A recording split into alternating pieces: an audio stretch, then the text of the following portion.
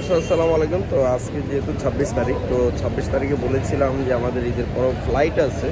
তো আমরা ইতিমধ্যে আমরা আজকে চলে আসলাম এয়ারপোর্টে সবাইকে বিদায় দেওয়ার জন্য। এখানে মোটামুটি আমাদের মাত্র আজকের ফ্লাইট রাশিয়ার উদ্দেশ্যে। তো বাংলাদেশ থেকে যাবে বেজিং যাবে। বেজিং থেকে যাবে চায়নার ক্যাপিটাল সিটি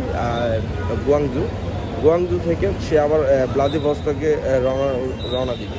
ঠিক আছে, তো 27 তারিখে যে পৌঁছাবে, 27 তারিখে বিকেলে যে পৌঁছাবে। ইনশাল্লাহ তাদের জন্য অবশ্যই দোয়া করবেন। আজকে তাদের সাথে ইন্ট্রোডিউস হবো, চলুন দেখে নিন কে যাচ্ছে। এটা প্যাসেঞ্জার ফ্যামিলি এখানে আসছে। এই ভাইটি দেখতেছেন কাদের যে ব্যাগ, এই ভাইটি প্যাসেঞ্জার ফ্যামিলি, আর এই ভাইটি প্যাসেঞ্জার। এখানে মশিউর, আর এখানে শরীফুল।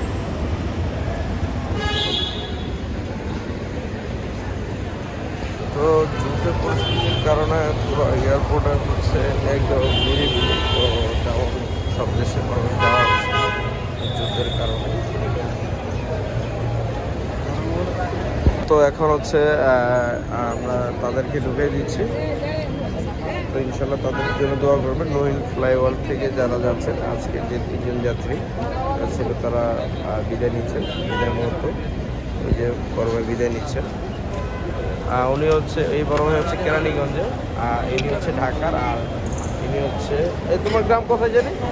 বগুড়া না, পাবনাতে। পাবনা। আচ্ছা, সিলেটের শরীফুলের পাবনাতে, বুঝা জায়গা।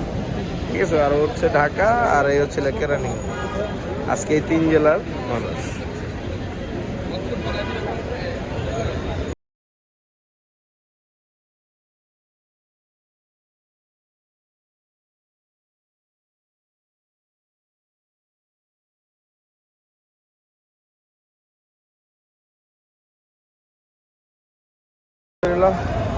তাদেরকে আমরা গন্তব্য পর্যন্ত পৌঁছে দিচ্ছি।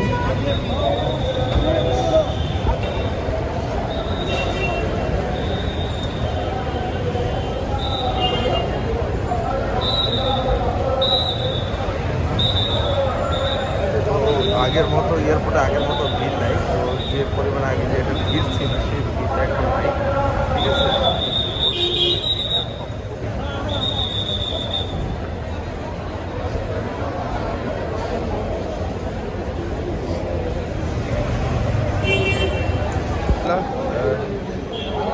পলি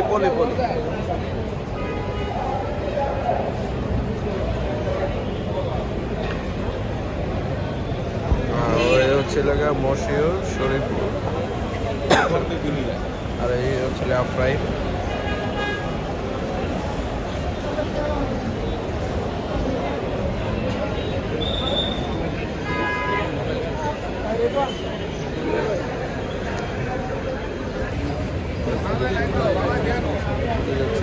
অবশ্যই দোয়া করবো।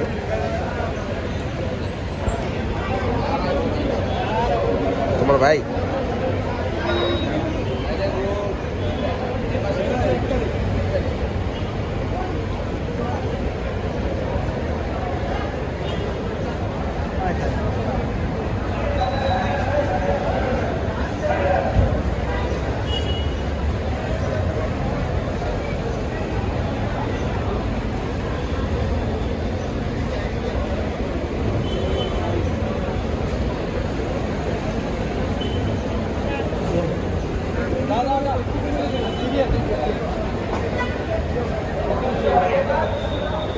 দিন পর এয়ারপোর্টে ডগ স্কোয়াড দেখলাম, জার্মান শেফার্ডগুলো। ওয়াও, কালোটার বডি।